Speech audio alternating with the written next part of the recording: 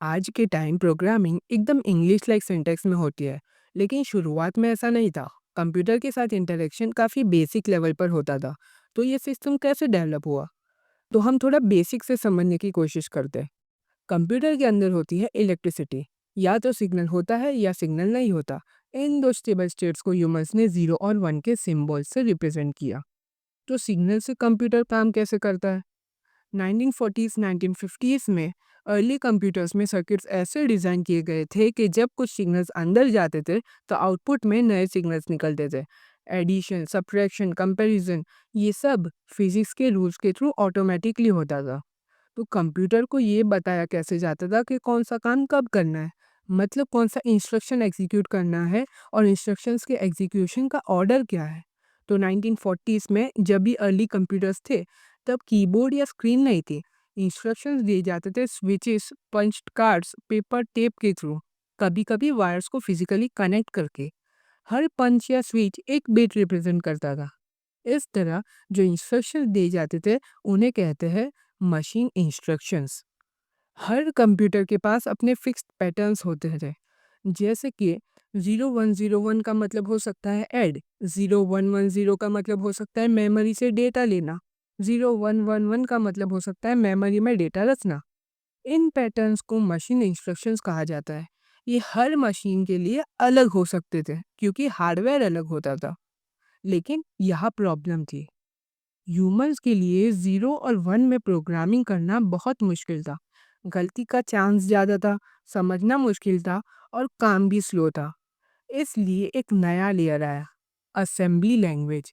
ये early 1950s में आया। असेंबली लैंग्वेज में मशीन इंस्ट्रक्शंस को शॉर्ट वर्ड्स से लिखा गया, जैसे ऐड, एमओवी, स्टोर। ये वर्ड्स सिर्फ लेबल्स थे, मशीन के लिए नहीं, ह्यूमंस के लिए। पर कंप्यूटर तो अब भी सिग्नल्स प्रोसेस करता था। तो ये वर्ड्स कन्वर्ट कौन करता था?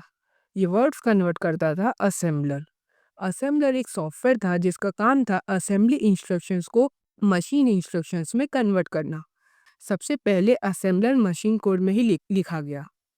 असेंबली से काम थोड़ा आसान हुआ, लेकिन फिर भी प्रॉब्लम थी। असेंबली लैंग्वेज मशीन स्पेसिफिक थी, मैथमेटिक्स लिखना मुश्किल था, लार्ज प्रोग्राम्स बनाना भी स्लो था।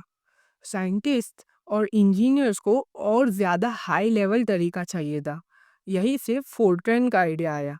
Fortran first high level language था जो 1954 से 1957 के बीच आईबीएम के द्वारा बनाया गया।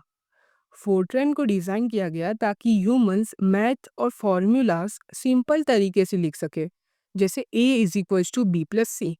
फोर्ट्रैन सिर्फ टेक्स्ट था, कंप्यूटर इसे डायरेक्ट नहीं समझ सकता था। तो फिर मशीन फोर्ट्रैन को कैसे समझता था?